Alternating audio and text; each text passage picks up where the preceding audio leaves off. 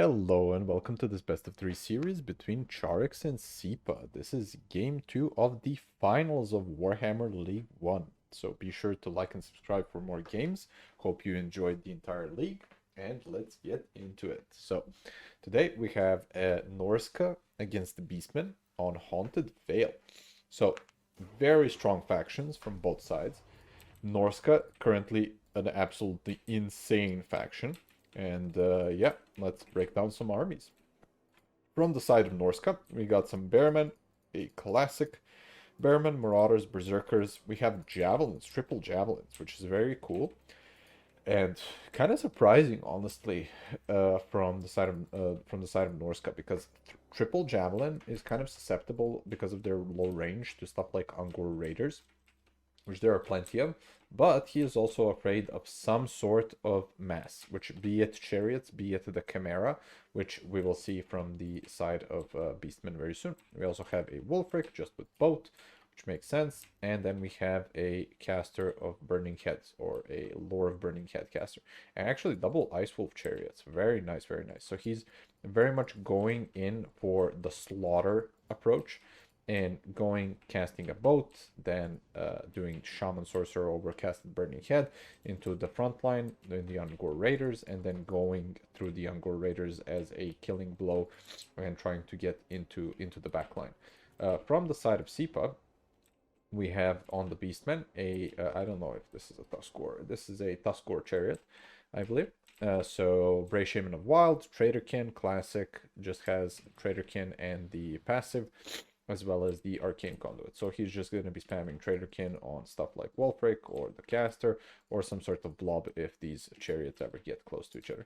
So other than that, we just have an Ungor Tide, a Ungor Raider Tide, and then a couple of Razor Gores, which is interesting, considering, again, there isn't much, there aren't many things that have armor on the side of Norska, except the Ice Wolf chariots, and he perfectly predicted that he is going to be going for a couple of Ice Wolf chariots, and then yeah, he's just gonna counter them with the Razor Gores, I guess. Other than that, they're just okay at chasing stuff like horsemen, but not the best at it. And we also have a Razor Gore chariot, ultra piggies, like the corn piggies, just going in, and yeah, hoping to go through a lot of the Bearmen. So let's see this. Oh, we also have an ROR Chimera. So this thing is an absolute beast, especially with the Perfect Predator, which can be the only thing that I would change from this unit. This unit is definitely overtuned. Again, still not banned in our tournament. We want everybody to have the full roster of things, except the stuff that physically breaks the game, like Book of Secrets and Looks of Conjuration. But this thing is so strong that it should definitely get a small stat nerf. And other than that, I just think that Perfect Predator should be changed in that it needs like a recharger or something. Because this thing can basically be popped in melee combat while you're like just running off from a unit. If you just spam click to the left side of it, it is at some point not going to be hit like by a melee unit because they're kind of escorting, doing the escort animations. And at that point, you can just pop Perfect Predator with basically being inside of melee combat. And yeah, we see the Ice Wolves just doing a little poken prod into the Grey Shaman, doing very nice damage. Going out both sides, if they lose their lord, they're kind of screwed. So this is kind of a fight to the death, or fight to snipe the lord if something doesn't work. We see Wolfric approaching. He's basically looking to do a boat right somewhere here. But oh, there it is.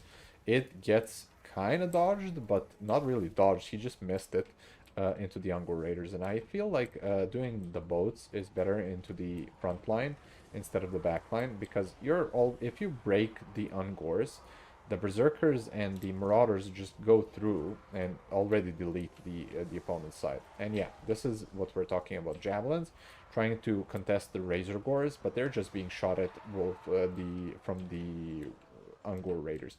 And this is a proper scrap immediately. So I think right here, like the Berserkers will eat up the Ungor Spearmen. The Bearmen are chasing the Razor Gores, which are chasing the Ice Wolves, which are running away from the Razor Gores, which makes sense. Chimera kind of chilling, doing nothing, still having its 3 breaths. It should definitely use one of the breaths into something, but it is kind of being run at by the Marauder Horsemen, but it's not the most cost-effective thing. And we see a summon of Skin Wolves from the side of SiPa. We still don't see anything special except the Sons of Goros. Actually, we actually missed them, which is an amazing unit. Magic damage, Centigore, like what's not to love? So the chariot fight here between the Ice Wolves and the Razor Gores, which is kind of like a huge blob, but it seems that the side of the Berserkers is being supported better. But there comes a breath. The perfect predator thing was so that it would make it as a invisible unit, and it seems like the side of the Beastmen is kind of getting collapsed on the left flank, while still holding on the right flank, but a bit being pretty close, honestly, on the right flank too. Razor Guards got into the Javelins, which is nice for them. The Ice Wolf Chariots actually get terror routed by the Bloodshriek Chimera, and Wolfric is actually chasing down the Bray Shaman, but is getting assisted and punted by the Bloodshriek Chimera. Again, the left side is the most problematic for the Beastmen, while in the middle it's kind of still a tussle. Like, both sides can win here. These are just Marauders, Marauder Berserkers into stuff like this is cost effective if they're just fighting the Spearmen, but not so if it's the other way around. Oh, we see a nice burning head there. It catches the Sons of Goros, and it also positively cooks those Ungor Raiders. They just rout. Very nice. Now there's no support for this fight, and they actually, if they were shooting here, they could have potentially chose like won this fight. If they like rout the Marauder Berserkers, there could be just a mass rout here. Chimera fighting Wolfric, which makes sense. The little Bray Shaman actually got away and is kind of helping out with the left side, but it feels like this is just a very quick one-sided game, right? This is, unfortunately, there was just too much pew pew and too much pure damage from the side of Norska for the Beastmen to contest, and all of their shooting pieces just got compromised by either like getting skimmed by the boat or the overcasted burning heads. And yeah, we saw 2 boats still already, so it was very much nice to delete them.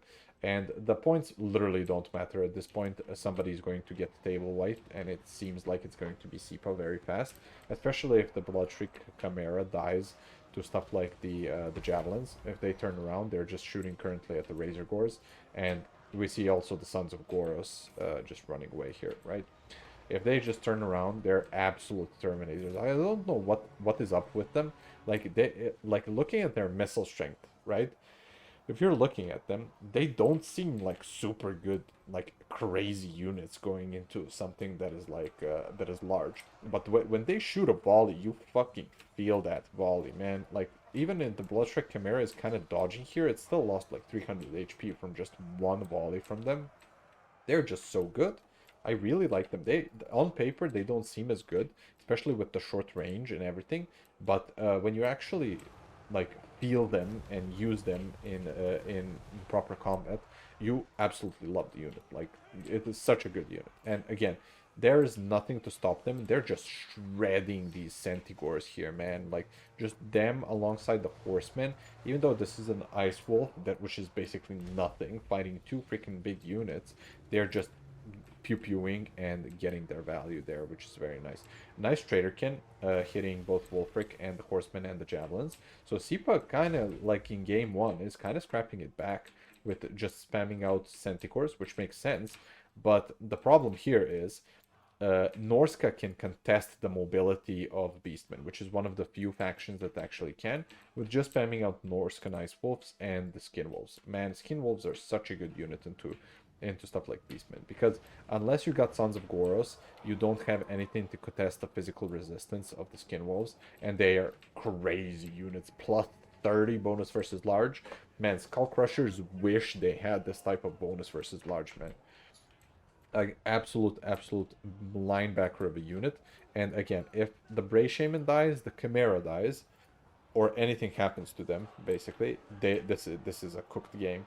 The Ungor Raiders just have a tendency to keep coming back, which is very nice for the side of Beastmen.